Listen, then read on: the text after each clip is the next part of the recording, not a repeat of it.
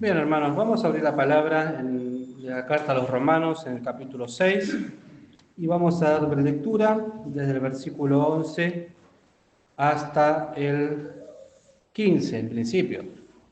Romanos 6, página 174 del Nuevo Testamento, versículo 11 en adelante. Dice así la palabra de Dios: así también vosotros pensad que de cierto estáis muertos al pecado, mas vivo a Dios en Cristo Jesús, Señor nuestro. No reine, pues, el pecado en vuestro cuerpo mortal, para que lo obedezcáis en sus concupiscencias.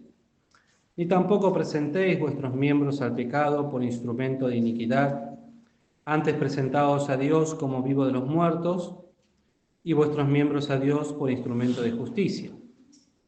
Porque el pecado no se enseñoreará de vosotros, pues no estáis bajo la ley, sino bajo la gracia. Pues ¿qué? ¿Pecaremos porque no estamos bajo la ley, sino bajo de la gracia? En ninguna manera. ¿No sabéis que a quien os presentáis vosotros mismos por siervos para obedecerle, sois siervos de aquel a quien obedecéis, o del pecado para muerte, o de la obediencia para justicia?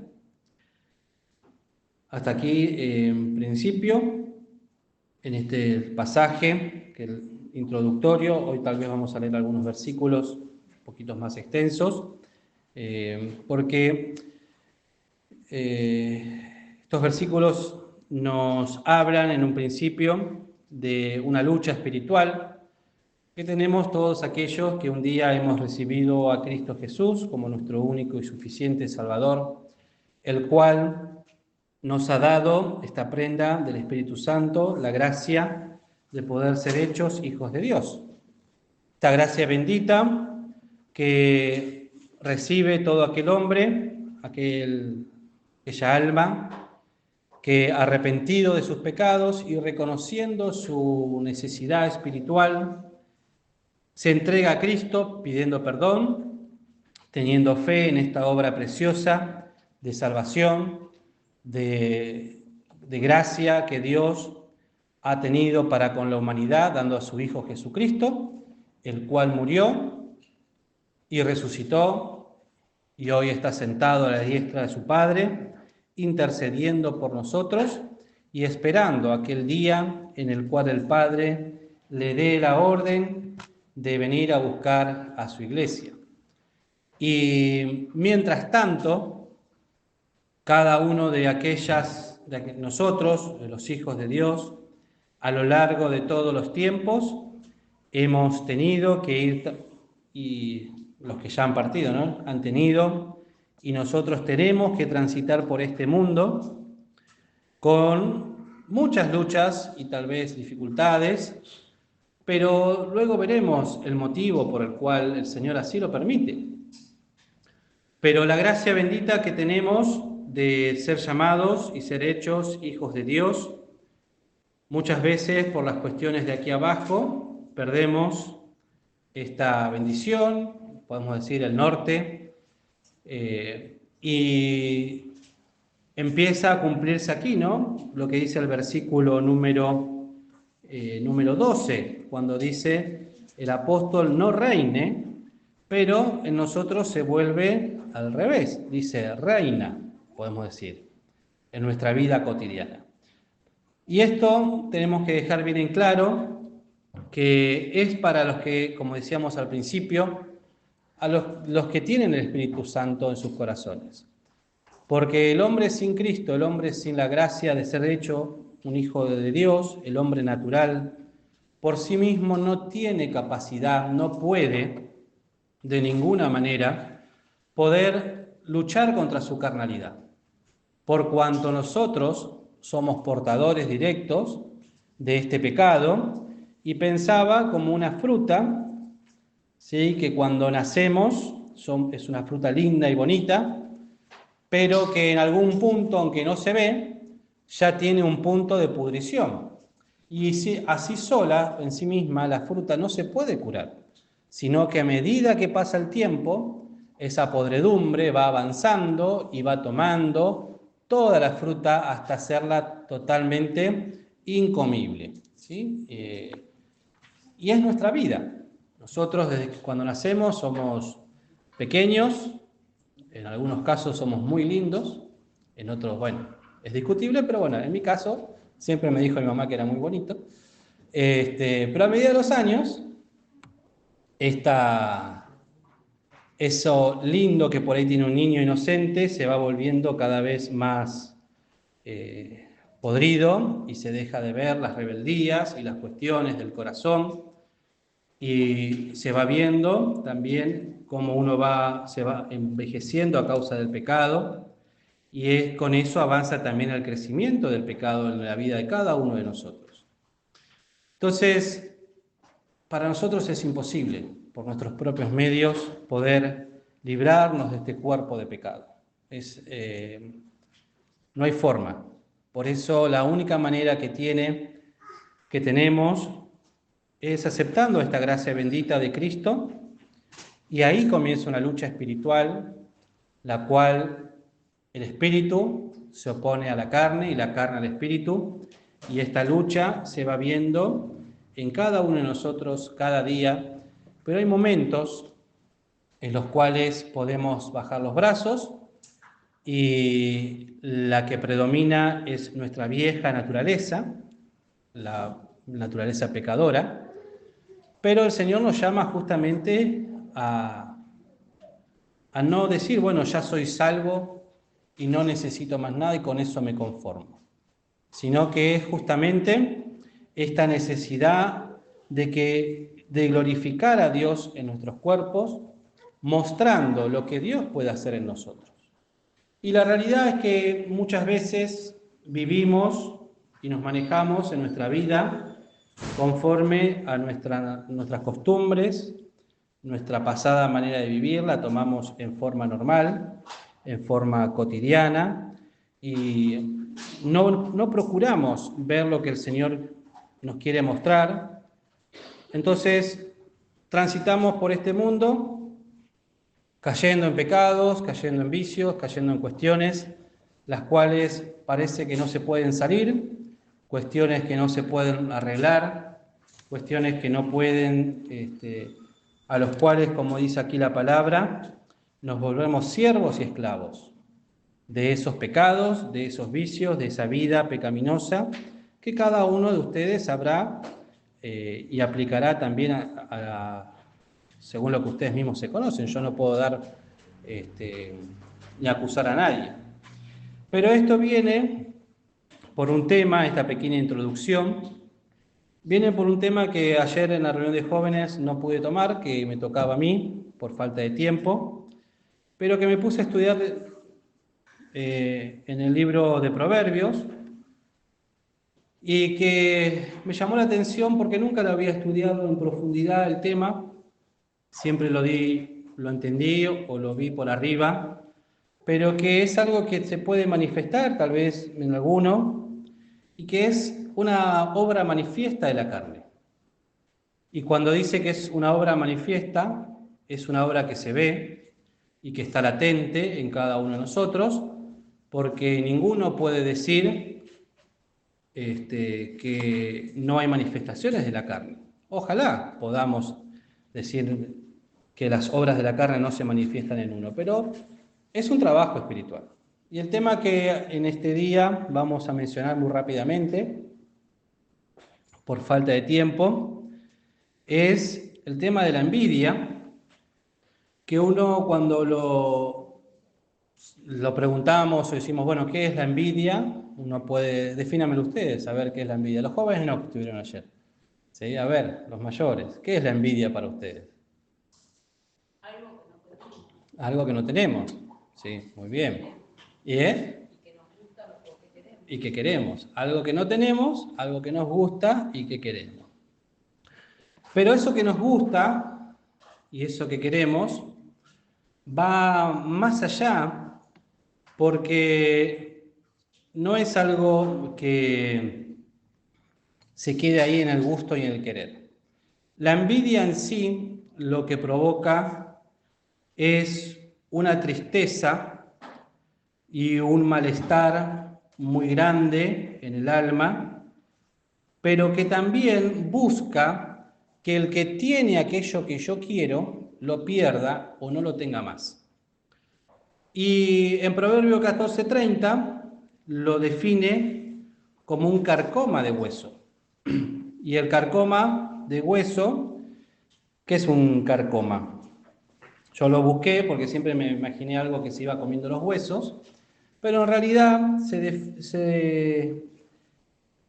define como una preocupación grave y continua que mortifica y consume a quien la tiene.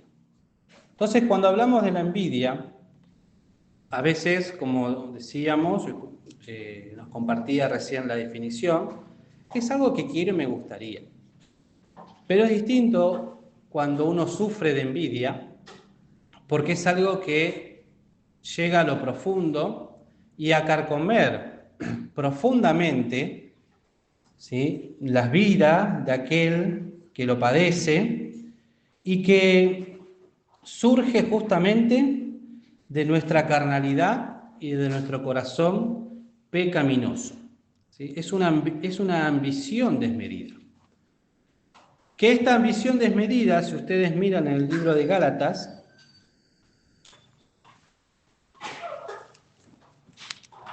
en el capítulo 5,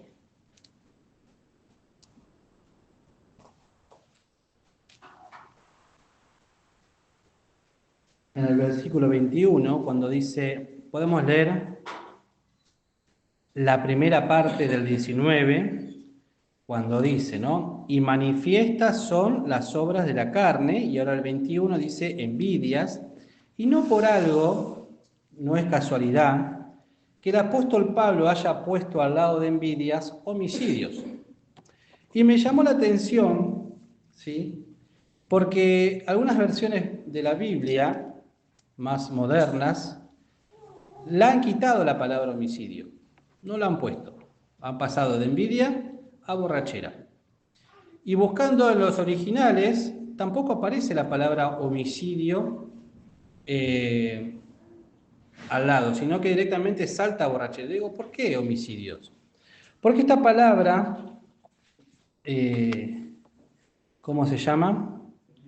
Envidia, tiene una acepción también que es deteriorarse, descomponerse y corromperse. Una fuerte acción que acciona amargura debido a la influencia del pecado e infringe rasgos de personalidad que consiste en estar alegre por la desgracia y el dolor del otro. O sea, es una manifestación que puede llegar en algunos aspectos de la vida a matar por envidia, a matar por lo que uno tiene, otro tiene mejor y uno desea. Tal vez, Caín y Abel, no se me adelante, hermano. Viste, la usé, la guardé esa. La tengo anotada. Ahora vamos a ver casos, porque busqué la palabra envidia, pero antes de llegar a los casos bíblicos que hay, ¿sí?, que son muchos, entre uno acá los que nuestro hermano nos adelantó, es un pecado porque lleva a la destrucción espiritual, lleva a la muerte directamente, tanto en lo espiritual, en lo emocional y en lo físico. Y les invito a leer, por ejemplo, en Génesis 30, versículo 1.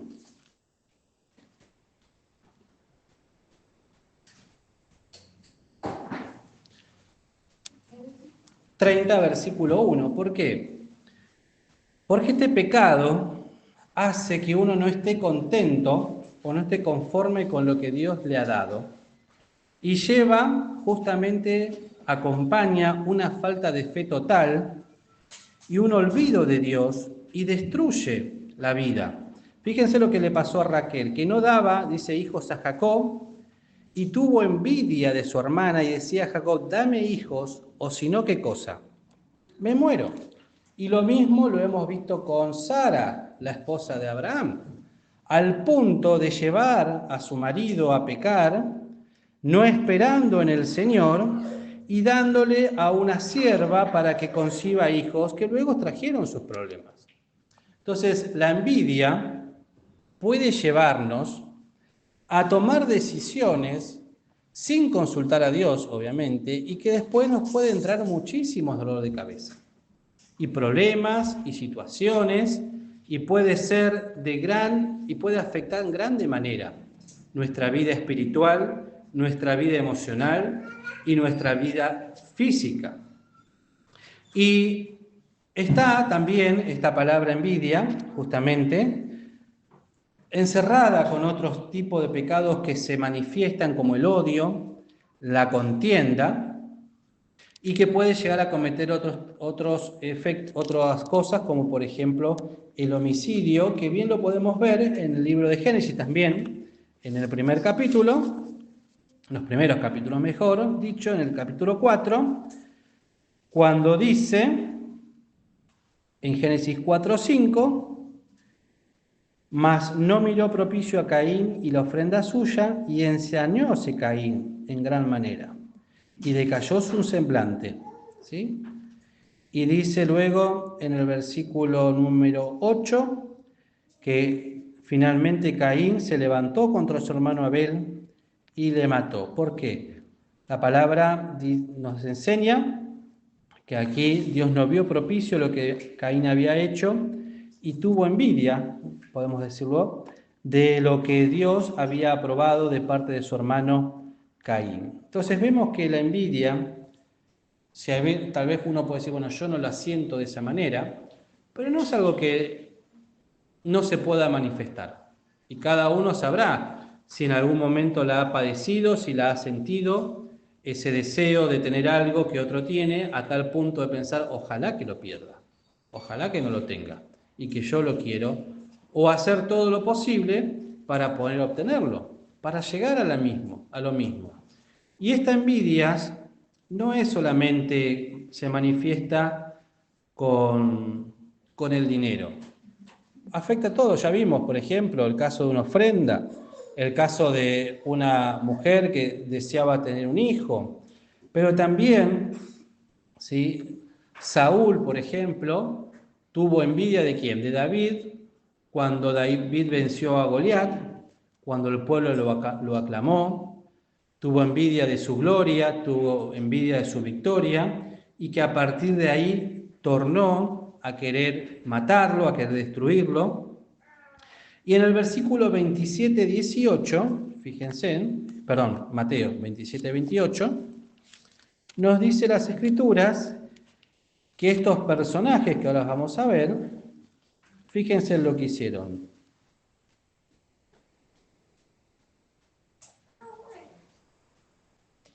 En el versículo 17 dice, Mateo 27-17, y juntos ellos les dijo Pilato, ¿cuál queréis que os suelte? ¿A Barrabás o a Jesús, que se dice el Cristo? Porque sabía que por envidia le habían entregado.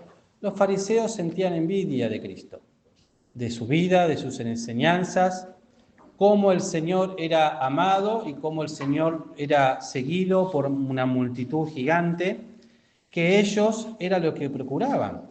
Ellos querían ser aclamados y guiados, aclamados y amados por el pueblo. Y finalmente lo terminan entregando por este pecado, por el pecado de la envidia. Un pecado que, como vemos aquí, va carcomiendo, va en esta angustia, en este pensamiento, el cual, el final puede ser un homicidio. Es un odio hacia la otra persona al no tener algo, pero que comienza justamente con que, en realidad no es que comienza, nos marca, queridos, que en realidad en nosotros se produce otra cosa, porque la codicia es el origen justamente de este pecado, de la envidia. Cuando queremos tener más o queremos tener todo lo que tal vez no podemos, y tenemos que tener cuidado, porque este mundo en el cual estamos viviendo Es un mundo que está metiendo en nuestros corazones, particularmente en el mundo de lo que hace al consumismo, que si uno no tiene algo, no puede pertenecer a cierta sociedad o cierto lugar, o envidias en el sentido de no lograr expectativas o situaciones, pero la realidad, queridos hermanos, es que cuando se manifiesta esto es porque estamos vacíos de la vida del Espíritu. Ahí está el problema. Porque hoy tomé la envidia, pero este es uno de los últimos, digamos, manifestaciones que el apóstol marca en el libro de los Gálatas.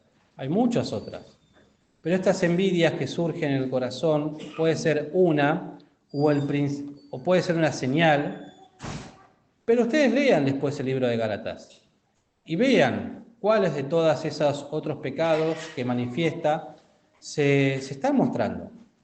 Y esto no lo podemos desterrar de nosotros, porque es parte de nosotros, porque es parte de nuestra naturaleza, pero sí podemos llevarlos al Señor para que el Señor justamente lo crucifique. Y uno dirá, bueno, pero ¿cómo puede ser que un cristiano sufra de esto? Miren, vamos al Salmo 73, un salmo que a mí particularmente muchas veces vuelvo a él, porque es un salmo de Asaf, el cual nos muestra que uno en oración tiene que ser sincero delante del Señor cuando nos presentamos, porque el Señor mira nuestro corazón. Y no está mal ir presentarme y contarle al Señor. Cuando dice Salmo de Asaf en el 73, ciertamente bueno es Dios a Israel, a los limpios de corazón. Mas yo casi se deslizaron mis pies, por poco resbalaron mis pasos, porque tuve ¿qué cosa? Envidia de los insensatos, viendo la prosperidad de los impíos.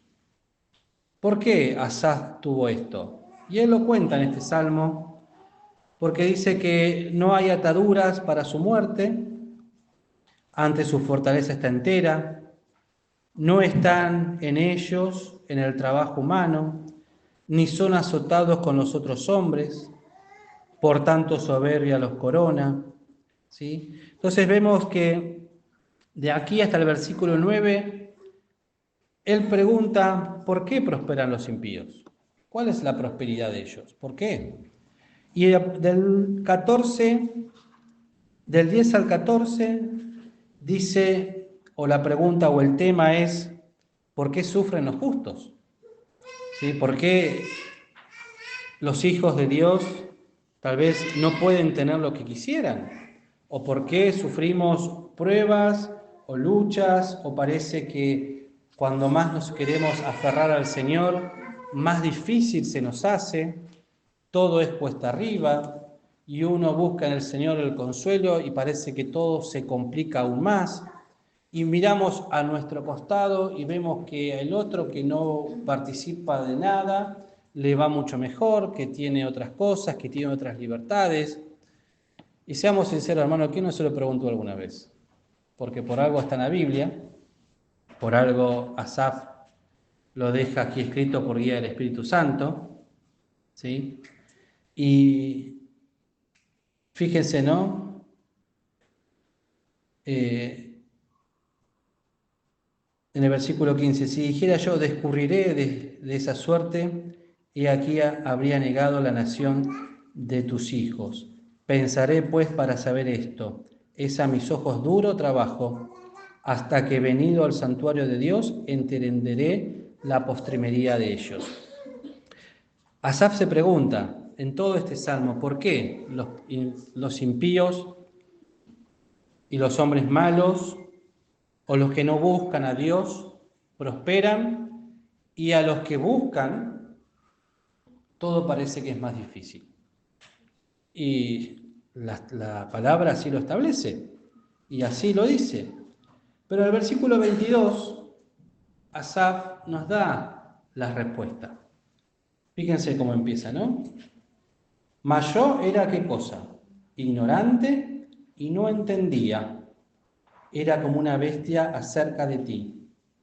Con todo yo siempre estuve contigo y trabaste de mi mano. Hasme guiado según tu consejo y después me recibirás en gloria. Y esto es lo que nos pasa, queridos. Según la manifestación de la carne que nosotros tengamos, y en este caso hablando de la envidia, ¿no? Pero somos ignorantes delante del Señor. Y eso es lo que tenemos que reconocer, que por nosotros no podemos hacer nada. Pero que el Señor lo que quiere hacer en nosotros, nuestro Padre lo que quiere ver en nosotros, es cómo le glorificamos. ¿Y en qué manera? Ver en nosotros aquella obra perfecta, aquello que Él puede hacer en nuestra vida, aquello que Él puede trabajar en nosotros, para que seamos testigos y seamos hechos hijos de Dios, santificados para toda buena obra. Es el trabajo que el Señor necesita hacer en nosotros para mostrarle a toda una gran nube de testigos, especialmente a Satanás, ¿sí?, que al vencer en la cruz del Calvario al pecado, a la muerte, Él en nosotros puede hacer lo mismo, que nosotros venzamos al pecado. Por eso cuando leíamos en el libro de Romanos, ¿no?, que decía que ya no estamos bajo la ley del pecado, estamos bajo la ley de la gracia. O sea, que nosotros podemos, por la guía del Espíritu de Dios, por su auxilio, por su socorro, vencer estas cosas. Porque para el mundo es normal tener envidias. Para el mundo es normal el adulterio, la fornicación, las inmundicias, las borracheras, los banqueteos y un montón de cosas más, celos, iras, contiendas. Es lo normal. Es lo que se respira, es lo que se ve, es lo que se palpa, los rencores, los enojos. Y bueno, yo sigo enojado, sigo sintiendo envidia, sigo con iras, sigo sin pedir perdón, sigo en un pecado que no puedo dejarlo, y obviamente que no lo vas a poder dejar. Obviamente que no vas a poder perdonar por tus propios medios, si no lo haces mediante la obra de Cristo. Y eso marca, queridos, como les decía, cuán vacío estamos de la vida del Espíritu, cuán poquito conocemos del Señor, cuán poquito dejamos que Él nos trabaje, cuán vacío estamos de esa plenitud, cuando hablamos, ¿no?, de la plenitud del Espíritu. ¡Qué vacío! ¿Por qué? Porque no se manifiesta. Porque si uno se pone a pensar, dice, miramos la lista de pecados. Bueno, yo cuando hace unos años, ¿no?, me reía y decía, late, lo tengo. Y miraba al otro, no. Entonces, ¿en qué sentido? De que uno ve en un examen personal cuánto le falta. ¿Pero por qué? Porque no hay un acercamiento al Señor con sinceridad. No hay una fe en el Señor que Él, mediante su sangre preciosa, nos puede limpiar, que mediante su sangre nos puede lavar. No hay un renunciamiento a nuestros sentimientos. No estoy dispuesto a sufrir. No estoy dispuesto a dar ese paso de humillación delante del Señor, la lectura de la palabra, la vida de oración. Por eso dice en el versículo 26, mi carne y mi corazón desfallecen, porque es así, porque yo soy débil, mas la roca de mi corazón y mi porción es Dios para siempre. Porque he aquí los que se alejan de ti perecerán. Tú cortarás a todo aquel que fornicando de ti se aparta.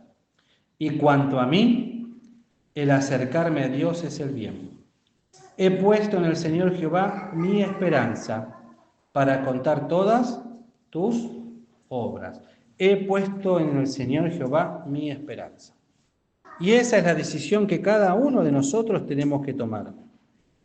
porque si no lo hago, voy a perecer, en el sentido de que mantener un pecado obra muerte. Fíjense como decía en el libro de Romanos, volvamos al capítulo 6, ¿sí? No reine, pues, el pecado en vuestro cuerpo mortal, para que lo obedezcáis en sus concupiscencias. Porque Cristo ya lo venció. Ahora me invita a mí que no presente mis miembros. Cuando hablo de miembro, habla de mi cuerpo, de mis pensamientos, de mi ser, por instrumento de iniquidad, antes presentaos a Dios como vivo de los muertos, y vuestros miembros a Dios por instrumento de justicia. Y en el versículo 18, que no lo leímos, dice: y librados del pecado sois hechos siervos de la justicia. Queridos, versículo 22, mas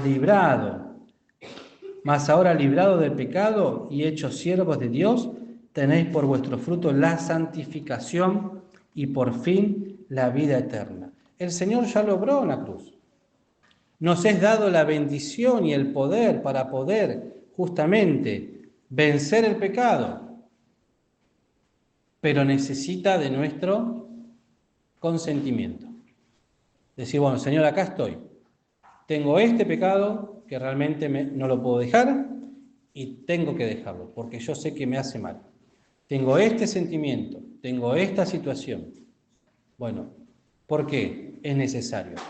Porque mantener un pecado obra muerte. Porque ¿qué es muerte? Separación. Yo me presento delante de Dios en oración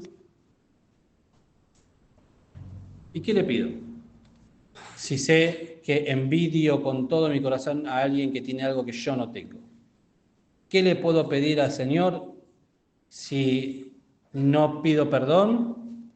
¿Qué le puedo pedir al Señor si no estoy dispuesto a perdonar? ¿Qué le puedo pedir al Señor? ¿Que me perdone de qué? Si yo no perdono. ¿Qué le puedo pedir al Señor que haga en mi vida si yo no estoy dispuesto a entregarle mi corazón, a solucionar mis situaciones, a entregarme al Señor de corazón? O sea, llega un momento en que no voy a avanzar más de ese punto.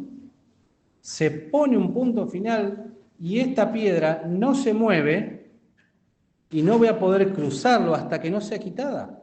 Entonces cada uno de nosotros debería mirar y decir, bueno, ¿por qué no puedo avanzar de acá? ¿Qué es lo que está acá que no lo puedo quitar? ¿O no quiero quitarlo? Seamos sinceros, porque tal vez no quiero. Y bueno, si uno no quiere, yo no le puedo decir nada. Se arreglarán con el Señor, cuando el Señor así lo disponga. Pero el que lo entiende, como dice la palabra, ¿no? Bienaventurado sois si las hicieres. Si oímos esta palabra, que el Señor quiere nuestra santificación, si oímos esta palabra, que el Señor quiere nuestro crecimiento, nos quiere bendecir y nos está dando la manera y la forma, ¿qué vamos a hacer? Porque en el versículo 6 del mismo capítulo 6 nos dice, sabiendo esto, que nuestro viejo hombre juntamente fue crucificado con él, para que el cuerpo del pecado sea deshecho, a fin de que no sirvamos más al pecado. Esto nos deja sin excusa. No tenemos excusa para decir, no puedo, este pecado no lo puedo dejar, esto no lo puedo hacer. Sería, no quiero, porque ya está inoperante, ya está vencido en la cruz. Queda ahora el trabajo en nosotros. Pobres y miserables pecadores, rebeldes, de dura cerviz, como decía el otro día nuestro hermano, ¿no? Que no queremos humillarnos, que no queremos entregarnos, y eso es otro trabajo. Pero la posibilidad la tenemos, las herramientas para hacerla lo tenemos. La palabra está en nuestras manos, la posibilidad de la oración está en nuestras manos, la libertad para venir a las reuniones está delante nuestra. Tenemos todo. Pasa que, como dice en Proverbio, ¿no? Dame, hijo mío, tu corazón, y ahí es donde uno se niega. No quiero, no quiero, no quiero. ¿Sí? Creo que a ustedes hermanos les conté, ¿no? Hace una semana. Cuando le pedía algo a mi hijo, el más chiquito, que lo tenía en una mano, y con la otra me daba otra cosa. Y esto no me lo entregaba. Dame lo que tenés en la mano, el teléfono creo que no me acuerdo. Y me daban una lapicera, un tenedor, pero el teléfono no lo largaba. Dame, hijo mío, tu corazón. No, toma, te doy esto, Señor. No, dame el corazón. No, te doy esto. No. Y así, como niños parecería, pero somos conscientes de que no quiero. ¿Por qué? Porque no tengo fe. Porque todavía, como decía Asaf, soy ignorante. Porque todavía el Señor tiene que ir trabajando, tal vez en mi corazón, mostrarme a la luz de la palabra, con experiencias, que Él quiere lo mejor para nosotros, que Él quiere nuestra santificación, que nos quiere sostener, que nos quiere ayudar, que quiere lo mejor. Y en Efesios 5:18, que no se lo leí, pero lo leo, se lo busco, nos dice, ¿sí? No embriaguéis de vino, en cual hay disolución, mas sed llenos del Espíritu, podemos agregar santo, ¿sí? Hablando entre vosotros con salmos y con himnos y canciones espirituales y alabando al Señor en nuestros corazones. Entonces, hermanos queridos, este puntito importante que hace la envidia, que como les repito, capaz ninguno lo padece al nivel que lo hemos definido, o tal vez sí, y nunca se dio cuenta que es un pecado, que es parte de la vida de uno el sentir envidia. Pero si lo tenemos o lo sentimos, miremos también cuáles otras cosas hay en nosotros. Porque cuando uno dice enojo, uno puede decir, bueno, yo no estoy enojado con nadie. Pero si empezamos a examinar tal vez nuestro corazón, hay cosas que pasaron en el pasado que todavía no se han solucionado con algún hermano. Que el tiempo puede hacernos olvidar. Pero hay alguien que no se olvida, que es el Señor. Y tarde o temprano lo va a traer a la luz, al recuerdo, para solucionarlo. Hay celos, hay contiendas, hay divisiones. Bueno, son todas cosas que tenemos que tratar a la luz de la palabra, a la luz del Señor, que el Señor nos limpie, nos santifique, porque tal vez en algunas de esas manifestaciones de la carne está esa piedra que yo no puedo pasar y que mi vida espiritual se estancó y que es necesario sortearla si es que deseo delante del Señor el poder crecer, en lo personal poder tener una vida espiritual plena, que es todo un proceso, pero lo primero y principal es encontrar el problema que está en mí y luego ir trabajando en él para que el Señor lo vaya sacando y quitando, para que podamos ser llenos también del Espíritu Santo de Dios. Que el Señor nos bendiga, queridos hermanos, en esta semana que comienza, que nos examinemos cada uno en nuestra vida personal y que podamos ser de bendición los unos